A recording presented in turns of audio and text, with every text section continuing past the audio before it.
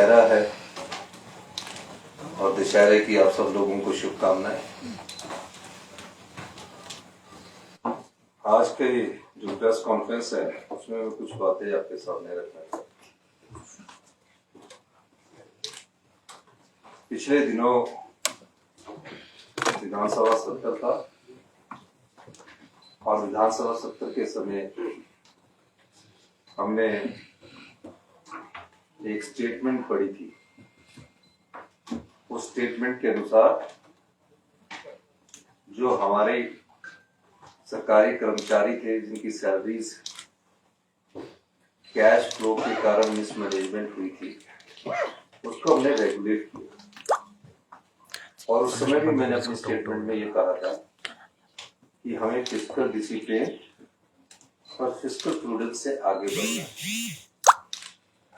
और हमारी वित्तीय स्थिति बहुत अच्छी है, लेकिन हम अनुशासन में रह के वित्तीय स्थिति को ठीक करना चाहते हैं। इसलिए कई सालों से 3 करोड़ रुपया हमारी सैलरीज और पेंशन का ब्याज के रूप में जाता है।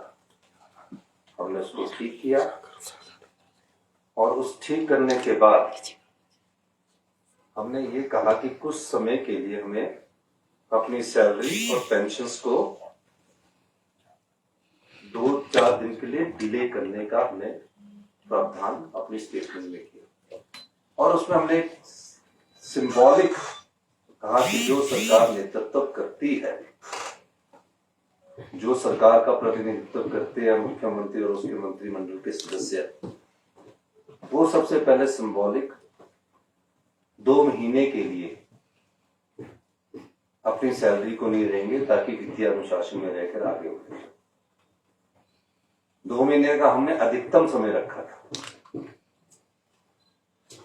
और 2 महीने से पहले जिस प्रकार मुख्यमंत्री के अलावा मैं एक फाइनेंस मिनिस्टर भी हूं, फाइनेंस मिनिस्टर के नाते मेरा अलग दायित्व है, मुख्यमंत्री के नाते मेरा अलग दायित्व है। उन परिस्थितियों को हमने बड़ी अच्छी तरह अध्ययन किया। और मैं बार बार कहता हूं कि हम व्यवस्था परिवर्तन से आत्मनिर्भर हिमाचल की ओर जा रहे हैं। हम सत्ता में सत्ता सुख के लिए नहीं आए हैं, व्यवस्था परिवर्तन के लिए आए हैं।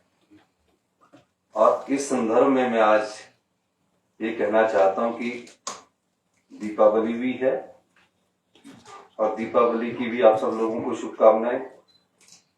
और हिमाचल प्रदेश के सभी निवासियों को, प्रदेशवासियों को दशहरे की भी बहुत शुभकामनाएं और दीपावली की भी बहुत शुभकामनाएं। हिमाचल प्रदेश के जो सरकारी कर्मचारी हैं, वो किसी ना किसी रूप में प्रदेश की सेवा करते रहे।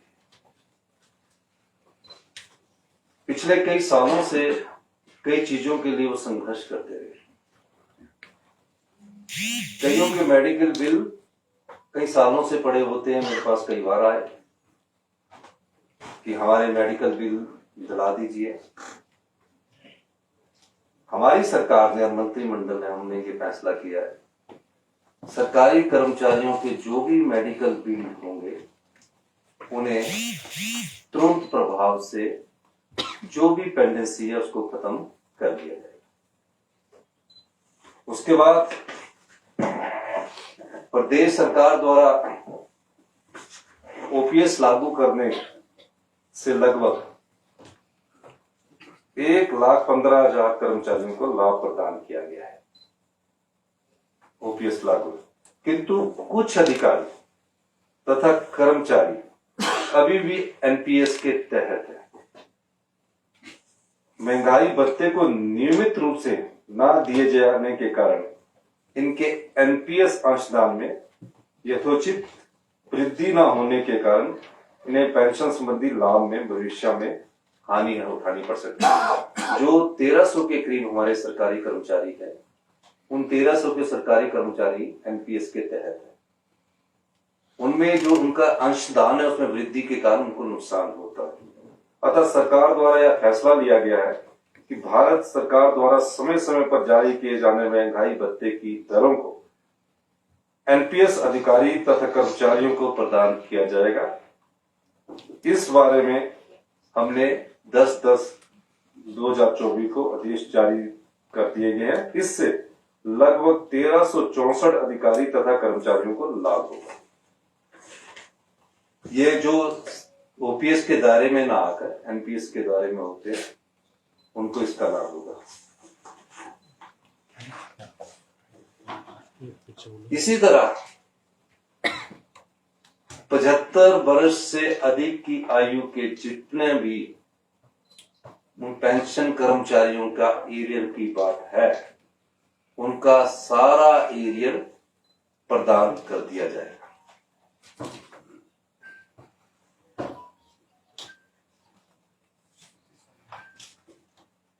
मैं प्रदेश सरकार के सरकारी कर्मचारियों और पेंशनरों को 1/1/2023 से दे महंगाई भत्ते की 4% की किस्त देने की घोषणा करता हूं। इससे प्रदेश के 1,80,000 कर्मचारी और 1,70,000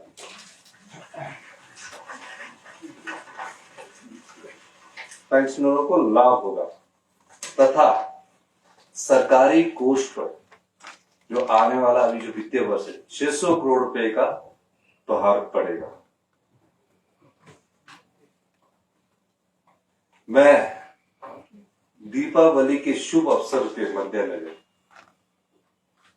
यह भी घोषणा करता हूं कि प्रदेश के कर्मचारियों और पेंशनरों को जो 1 तारीख को पे मिलती है और 9 तारीख को पेंशन मिलती है, क्योंकि दीपावली हमारा सबसे बड़ा त्योहार होता है, हम इनकी जो पेंशन हुआ है जो अगले महीने अक्टूबर में मिलनी है, वो इन्हें नवंबर में मिलनी है, उन्हें 28 अक्टूबर में देने की भी घोषणा करता हूं। यानी कि उनकी जो पेंशन है, जो पे है, वो हम 4 दिन पहले उनको दे रहे हैं। यानी कि इस महीने की 28 तारीख को सभी कर्मचारियों को पेंशन भी मिलेगी, जो रिटायर हो चुके हैं, और जो सरकारी में है उन्हें पे भी मिलेगी।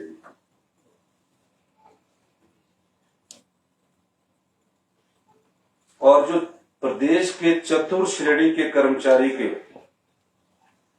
जो वेतन एयर की अतिरिक्त किस्त ₹20,000 की अदायगी भी इस वित्तीय वर्ष में करने की मैं घोषणा करता हूं। इसी तरह प्रदेश के 75 वर्ष से अधिक आयु के पेंशनरों का पूरा बकाया एयर देने की भी घोषणा करता हूं। इस वित्तीय वर्ष में सरकार वेतन और पेंशन एरियर पर कुल और भी कुछ हमने परसेंटेज बनाई है, उसमें 202 करोड़ रुपए का खर्चा आएगा। तो ये जिस प्रकार का आकलन आप लोग कर रहे थे, ये आकलन करने से पहले थोड़ा सा आप सभी, आपको नहीं मैं कहूंगा, कुछ पत्रकार तो दिल्ली तक खबरें चला रहे थे, और कुछ तो हमारे राष्ट्रीय नेता है और फाइनेंस मिनिस्टर निर्मला सीतारमण भी है, वो तो फाइनेंस का पूरे रखते हैं। हमारी ट्रेजरी अभी तक ओवरड्राफ्ट नहीं हुई। मैंने कहा कि पिछले साल हमने 11 दिसंबर 2022 को जब हमने सत्ता संभाली, 1 महीने तक मैं और मुख्यमंत्री मुकेश अग्निहोत्री जी ने, जिस समय गंभीर वित्तीय स्थिति थी, उस पर चर्चा की। चर्चा करने के बाद हमने दृष्टिकोण अपनाया और आत्मनिर्भर हिमाचल की नींव रखी, जिसकी की पहले बजट में आपको कल्पना की।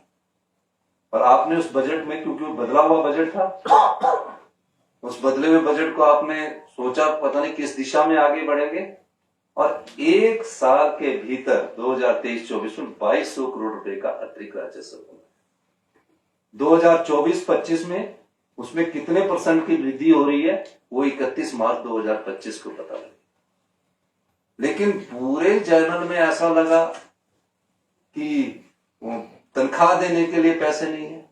जब हमने मंत्रियों की विधानसभा के सत्र में और मुख्यमंत्री की 2 महीने की सैलरी रोकने की बात की थी, तो मैंने कहा ये सिंबॉलिक, हम जो 4 दिन का जो फिस्कल मैनेजमेंट है इसके लिए कर रहे हैं, उसके बाद कर्मचारी की करेंगे, क्योंकि हिमाचल प्रदेश की सरकार का प्रतिनिधित्व कर। लेकिन उसका उल्ट इतना प्रचार किया गया, उल्ट देखने के लिए इतना सब कुछ कहा गया, ऐसा कुछ नहीं है। हिमाचल प्रदेश की वित्तीय स्थिति अच्छी है और हम बार बार कहते हैं कि 2027 में हिमाचल प्रदेश आत्मनिर्भर बनेगा और 2032 में हिमाचल प्रदेश हिंदुस्तान का सबसे समृद्धशाली और मजबूत अमीर राज्य बनेगा। ये मैं अभी से नहीं कह रहा, आप तो सारे मुझे सब पहले दिन से मेरी आप स्टेटमेंट देखना। तो ये हम सरकारी कर्मचारी को 4% हमने जो डीए दिया है और जो मेडिकल बिल का पूरा भुगतान कर दिया है। आने वाले समय में आप और भी चीजें देखेंगे जो अभी भविष्य के गर्भ में आपको छिपी है, जो हम आने वाले समय में कराएंगे। सुधार की प्रक्रिया प्रदेश में पूर्णतः जारी है, फैसले लिए जा रहे हैं, पर उससे आम आदमी को असर नहीं हो रहा है। हम कड़े फैसले ले रहे हैं, उससे आम आदमी को असर नहीं हो रहा है। अभी तक हमने जो बिजली के बिल, जो बिजली की सब्सिडी बंद करने की बात कही है, वो अभी 75 लाख कर्मचारी जो 300 यूनिट से ज्यादा 300 यूनिट खर्च करते हैं, उनकी अभी सब्सिडी को कोई बंद नहीं किया गया। जो हमने कैबिनेट में फैसला किया, कोई बंद नहीं किया गया। और जो पानी के बिल की बात की गई है, आप बताइए कि 5 स्टार होटलों को और बड़े बड़े उद्योगपतियों को 1 रुपया प्रति यूनिट सब्सिडी देने की कोई बात नहीं होनी चाहिए। पानी के बिल की उनको सब्सिडी देने की बात नहीं होनी चाहिए। जो करोड़ों रुपया टैक्स देते हैं, जो 10-10 लाख रुपए इनकम टैक्स देते हैं, उनको भी फ्री देना चाहिए। किनको देना है हमने फ्री? जो आम आदमी है, जो गांव में रहने वाला गरीब आदमी है, जो गांव में रहने वाला किसान आदमी है, जो सही मायने में डिजर्व करता है, उसको हमारी सरकार पूरी तरह से आत्मनिर्भर बनाने की दिशा में भी काम करेगी। और जहां उनको जरूरत होगी ये इनका बिल नहीं भुगतान कर सकते, उस स्थिति में हम उनके बिल के भुगतान करने की स्थिति में भी हमारी सरकार उनको करेगी जो डिजर्व करते हैं। इसी संदर्भ में मैं आपको कहना चाहता हूं कि हिमाचल प्रदेश की सरकार प्रदेश के कर्मचारियों का, प्रदेश के किसानों का, प्रदेश के बागवानों का, प्रदेश के मजदूरों का, प्रदेश की महिलाओं का, प्रदेश के युवाओं को रोजगार के अवसर पैदा हो, इस दिशा में हमारी सरकार काम करे। और निश्चित तौर पर जब भारतीय जनता पार्टी की सरकार थी, उनको उनके बारे में पूछा जाना चाहिए था। चुनावों से पहले 5,000 करोड़ की रेवड़ियां बांटी गई। ये तो वो बात हुई, इस बार मैं देख रहा था, उल्टा चोर कोतवाल को डांटे। आप देखिए ना कि हर चीज में वैट 5 रुपए कम कर दिया गया, बिजली फ्री कर दी गई, मुफ्त की पानी की योजना ला दी गई, 900 के करीब इंस्टीट्यूशन खोल दिए गए और फिर खूब खुश होते हैं कि प्रदेश के धन को हमने लुटा दिया है। और लुटाया भी ऐसा कि आने वाले भविष्य की युवा पीढ़ी के लिए कोई नया रास्ता छोड़ने की बात नहीं की। हम यहां सत्ता में ना प्रदेश की संपदा को लूटने देंगे ना लुटाने देंगे, जो भारतीय जनता पार्टी ने किया है। इसीलिए मैंने कहा है कि आरबीआई बता सकता कि हमने कब ओवरड्राफ्ट किया, फाइनेंस मिनिस्टर बता सकती थी कि हमने कब ओवरड्राफ्ट किया। झूठ के सहारे जब राजनीतिक रोटियां सेकने की कोशिश की जाती है तो ऐसा उसके बारे में उन्हें विचार करना चाहिए, कोई भी व्यक्ति बोले। क्योंकि जो हमारी ट्रेजरी है वो तो आरबीआई के साथ अटैच है, हर चीज का पता लग जाता कि कहां है। तो इसलिए हम आपको कहना चाहते हैं कि प्रदेश ने प्रदेश के कर्मचारियों के हित में, पेंशनों के हित में ये फैसला किया और 28 तारीख को, पिछली बार हमने 5 को दी थी और 9 को दी, इस बार हमने 28 तारीख को दे दी। ये सब चीजें हम सरकार के हित में कर रहे हैं, आत्मनिर्भर हिमाचल बनाने की दिशा में बढ़ रहे हैं। आपका बहुत बहुत धन्यवाद। मुख्यमंत्री महोदय क्या रहेगा सर, डीए देने का फार्मूला क्या रहेगा? जो एरिया है 4% 1/23 से 2023 में डीए की 4% एरिया है वो एक पुष्ट दिया जाएगा। एरिया जो 10,000 करोड़ का, उसमें 75 साल से एरिया डीए का बाहर में इसकी जारी करेंगे। मुख्यमंत्री महोदय, देश के प्रधानमंत्री ने और सभी मंत्रियों ने हरियाणा में जो धार आपकी आर्थिक स्थिति को लेकर चुनावों में दी, तो उसका क्या, उसको किस एंगल से लेते हैं? देखिए, मुझे ये समझ नहीं आया कि हिमाचल प्रदेश में बड़ा सौहार्द रहता था। जब से चुनाव आते हैं तो हिमाचल प्रदेश की पूरे चर्चा हुई, सब कुछ पता था उन्हें। अरे क्या देश की फाइनेंस मिनिस्टर को कुछ नहीं पता होगा, सब कुछ पता था। लेकिन इस प्रकार से प्रकट किया गया जो कि गलत है, ऐसा राजनीति में नहीं होना चाहिए। जो मेडिकल रिम्बर्समेंट आपने देना ये काफी सालों से कर्मचारी मेरे को मिले थे, अभी मैं मेडिकल कॉलेज भी गया था और जगह भी गया, कि हमारे 2-2 साल से मेडिकल बिल ही नहीं मिले हैं, 3-3 साल से मेडिकल बिल नहीं बने हैं, हम पैसा तो खर्च कर चुके हैं। तो मैंने कहा कि ये मेडिकल वाले जो बिल है ये सारे अभी पूरे कर दिए जाएंगे, उनके लिए बजट करके उनको पूरे जिनके भी आज तक के विचारों के, क्योंकि ये जो ज्यादा पेंशनर लोगों के होते हैं, बुजुर्ग लोगों के होते हैं, तो उनको कभी किसी को 3 साल से मेडिकल बिल नहीं मिला। रिवर्समेंट का जो रिवर्समेंट होती है ना जो सरकारी करते हो, इस दृष्टि से हमने उनके रिवर्समेंट का भी पूरा प्रावधान किया। मुख्यमंत्री जी, एक तरफ अधिकारी और कर्मचारी वो हैं जो एनपीएस के तहत हैं जिनको 12% मिलना है, दूसरी तरफ वो हैं जो ओपीएस वाले हैं जिनको आपने 4% की घोषणा की है। क्या ये दोनों आपस में जस्टिफाई करते हैं? क्योंकि कल को नहीं, वो बिल्कुल वो जो हमारी फाइनेंस डिपार्टमेंट है वो उस हिसाब से जस्टिफाई करते हैं, किसी के साथ अन्याय नहीं किया जा सकता। सर, आपने कहा कि फिस्कल मिसमैनेजमेंट हुआ था कुछ समय पहले जिसको अब ठीक कर दिया नहीं, आप गलत बोल रहे हैं। मैंने फिस्कल डिसिप्लिन बोला, कैश फ्लो मिसमैनेजमेंट है पिछले कई सालों से। सर, सवाल इसमें ये है कि अब इस फिस्कल मैनेजमेंट को ठीक करने के लिए क्या स्टेप्स सरकार की तरफ से हो गया, कर दिए। जो हमारी ट्रेजरी थी उसको ठीक किया, रेगुलेट कर रहे हैं और रेगुलेट कर रहे हैं। हमने सिर्फ एक ही समय किया ना, तो हमने क्यों किया? अब इतने सालों से आपका 3 करोड़ रुपया निकला जा रहा है, कोई ध्यान नहीं दे रहा। तो फाइनेंस मिनिस्टर होकर जब मैंने फाइनेंस की प्रेजेंटेशन ली तो मैंने देखा उसको हम ठीक कर रहे हैं। अब क्यों 3 करोड़ रुपया पर मंथ का दें, 36 करोड़ रुपया क्यों दें? और 1 साल का नहीं है, मेरे से पहले से निकल रहा है, काफी सालों से निकल रहा है। उसको ठीक करने का हमारा दायित्व है। जब पता किया कि हम 1 तारीख को पेंशन और पे देते हैं तो 7.5% हम इंटरेस्ट पर लोन लेकर देते, तो ठीक किया। फिर हमने मैनेजमेंट किया। फाइनेंस डिपार्टमेंट को पहले ऐसा सोचा था सैंक्शन दे दो और अब अप्रूवल कर दो। अब फाइनेंस डिपार्टमेंट में हमारे जो नए फाइनेंस सेक्रेटरी आए हैं दिवेश जी, और हम बैठकर माननीय उप मुख्यमंत्री मंत्रिमंडल बैठकर प्रेजेंटेशन लेते हैं। सारे मंत्रिमंडल के पास प्रेजेंटेशन होती है कौन से स्टेप करने, और 5 गारंटियां पूरी की है और 6ठी भी पूरी, और बाकी गारंटियां पूरी करने, छोटी छोटी गारंटियां है। 1500 रुपया हमने दिया, ओपीएस हमने दी, Rajiv Gandhi ji day boarding school पूरे हिमाचल प्रदेश में काम स्टार्ट हो चुका है। राजीव गांधी स्वर्ण जयंती रोजगार योजना हम लेकर आए। तकरीबन 15,000 लोगों को हमारी सरकार आने के बाद सरकारी क्षेत्र में, चाहे वो आउटसोर्स है चाहे पब्लिक सर्विस कमीशन है, जो रिजल्ट नहीं निकले थे, जीओआईटी का 2020 में हुआ तो वो रिजल्ट नहीं निकले, सारे रिजल्ट हमने निकाले। तो ये गवर्नेंस की बात है। अच्छे शासन के लिए अच्छे प्रशासन का होना जरूरी है, गुड गवर्नमेंट के लिए गुड गवर्नेंस का होना जरूरी है, ध्यान देने की जरूरत होती है। सर 28 तारीख को इस बार देने की, आप बताइए। हमने अब 4 दिन पहले हम उनको पे दे रहे हैं, लेकिन भविष्य में क्या है? भविष्य में 1 तारीख को रहेगा और पेंशन का हम उसको और रेगुलेट करके फिर पेंशन की डेट भी तय ये आ रही है सीएम कर्ज ले रखा किसी ने, तो बैंक जो है नहीं, वो हमने कर दी ना। 35 को पेंशन पे जो सरकारी कर्मचारी दिए रहे उनको पहले, और सर बार-बार पेंशन वालों को भी हम थोड़ा और रेगुलेट करें। और सर बार-बार नेता प्रतिपक्ष ये कह रहे हैं कि केंद्र से आए पैसे का मिसमैनेजमेंट हो रहा है और उसकी बंदर बांट हो रही है। उन्होंने पिछले कल ट्रॉमा सेंटर को लेकर भी, जिसका आपने शिलान्यास किया, उसको लेकर कहा कि उसमें करोड़ों का घोटाला हुआ है और उसके लिए 1 साल पहले भर्तियां निकाली गई। पर मैं ये तो बिल्कुल सही कहा, वो मुख्यमंत्री जी ने भी ठीक कहा कि वो तो परेशान है बेचारे, ये हो क्या रहा, मैं कैसे रहा हूँ, वो परेशान है। और वो झूठ पर झूठ के सौदागर बन चुकी है, क्योंकि प्रधानमंत्री जी से झूठ बुलवा देते हो, फिर नड्डा जी के पास आज चले जाते हैं, वहां झूठ बुलवा देते हैं। आज भी नड्डा जी आए, कुछ बोला, उनको समझ आ गया कि मैंने झूठ बोला है। तो ये सब चीजें जो है ना वो उनको बोलने दीजिए।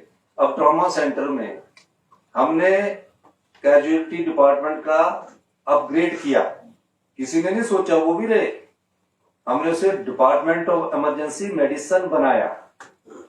और कैजुअलिटी में क्या होता था, एक बेड पर 2-2 लेटे होते थे, आप देखना कैजुअलिटी में। और उसमें क्या होता था, जो डॉक्टर ड्यूटी देता था वो एसआर शिफ्ट कर रहा होता था, उसकी 72 घंटे लगातार ड्यूटी होती थी। 8-10 घंटे बाद तो हमारे को नींद लग जाती, दिमाग थक जाता है। हमने वहां क्या किया, आपको मैं परिवर्तन बताता हूं। हमने 8 घंटे डॉक्टर की ड्यूटी लगाई, 8 से 9 घंटे हो सकती है, कई पेशेंट को कई बार 1 घंटा ज्यादा लग सकता है, किसी के ऑर्थो का पेशेंट आया 2 भी लग सकते हैं, सीरियस नेचर का आएगा तो 2 भी लग सकते हैं, लेकिन 8 से 10 घंटे की भी ड्यूटी लगाई। और वहां उस हिसाब से डॉक्टरों की अपॉइंटमेंट की 24 घंटे के हिसाब से 3 डॉक्टर रहेंगे 24 घंटे में, और 30 डॉक्टर वहां अभी लगा दिए। डॉक्टर पेशेंट का रेशो वर्ल्ड क्लास करने की दिशा में हम आगे बढ़े। और स्टाफ नर्स, एक स्टाफ नर्स 12 पेशेंट को देखती है, 12 पेशेंट को देखती है एक स्टाफ नर्स। हमने कहा कि वर्ल्ड प्रैक्टिस क्या है, उन्होंने कहा कि स्टाफ नर्स 6 पेशेंट को देखती है। उसके हिसाब से 400 स्टाफ नर्सेस की पोस्टें वहां सैंक्शन की, 120 डॉक्टरों की पोस्टें वहां सैंक्शन की। अभी तक 720 पोस्टें अकेले आईजीएमसी मेडिकल कॉलेज में स्वीकृत की है और 500 पोस्टें टांडा में की। पहले हम 2 हॉस्पिटल को अच्छा बनाना चाहते हैं, उसके बाद जो 4 हॉस्पिटल है अगले फेज में हम 4 हॉस्पिटलों को अच्छा बनाएंगे। सर, रिसोर्स मोबिलाइजेशन को लेकर क्या कदम सरकार आगे उठा रही है? क्योंकि डेफिसिट ग्रांट वो घट रही है, जीएसटी कंपनसेशन वो कम हो रहा है या बंद हो गया है, तो आगे क्या है? क्योंकि 2200 करोड़ रुपए आप कह रहे हैं पिछले वित्तीय वर्ष में। आपने बहुत अच्छा सवाल पूछा। जयराम ठाकुर जी के समय जीएसटी कंपनसेशन आता था, जो जून 2022 में बंद हो गया। जब हमारे को 15 फाइनेंस कमीशन ने रिकमेंड किया तो जयराम ठाकुर जी मुख्यमंत्री थे, 10,000 करोड़ आरडीजी आती थी, revenue deficit grant 10,000 crore RDG आती थी। हमारी घटकर 3,000 करोड़ होने जा रही है। 7,000 करोड़ रुपया हमारा और घट गया। जो उनको 1,500 करोड़ रुपया जीएसटी कंपनसेशन या इससे कम या ज्यादा आता था, वो बंद हो गया। फिर भी हम सरकार चला रहे हैं, और जो हम सुधार कर रहे हैं वो तो आप नमक मिर्च लगाकर तो प्रस्तुत करते रहते हैं, तो वो जो सुधार है जारी है। 450 करोड़ रुपया एक बार शराब के ठेकों से नीलामी से किया, 4 साल रिन्यू होते रहे तो 450 करोड़ आया, हमारा 1 साल में 450 करोड़ आया। तो हर चीज में हम सुधार कर रहे हैं। और जो मुफ्त की रेवड़ियां हैं, जो डिजर्व नहीं करता, मैं अगर 10 लाख इनकम टैक्स देता हूं तो मैं क्यों मुफ्त की सब्सिडी बिजली की लूं, मैं क्यों मुफ्त पानी की बिजली की सब्सिडी लूं? तो ये सब चीजों में सुधार कर रहे हैं। और मैं सभी का, अपने मंत्रिमंडल के सदस्यों का और सभी अधिकारियों का, जो हमारे इस व्यवस्था परिवर्तन में आगे बढ़ रहे हैं, और भी सुधार जारी रहेंगे। और सुधार के बाद आत्मनिर्भरता हिमाचल और आत्मनिर्भर हिमाचल जो अभी आने वाले समय में आपको दिखने लगेगा, आप महसूस करेंगे, और आप पत्रकार भी महसूस करेंगे आने वाले समय में। सर, आपकी सरकार कर्मचारी हितैषी है। सर, आपने डीए की अनाउंसमेंट भी कर दी है। एक जो सचिवालय कर्मचारी है उन पर कुछ जो है वो अभी वो कह रहे हैं कि वापसी लिया जाए, विशेष अधिकार को लाने की बात है। सर, वापसी लिया जाएगा, 15 तारीख को जनरल हाउस कर रहे हैं वो यहीं पे सचिवालय में।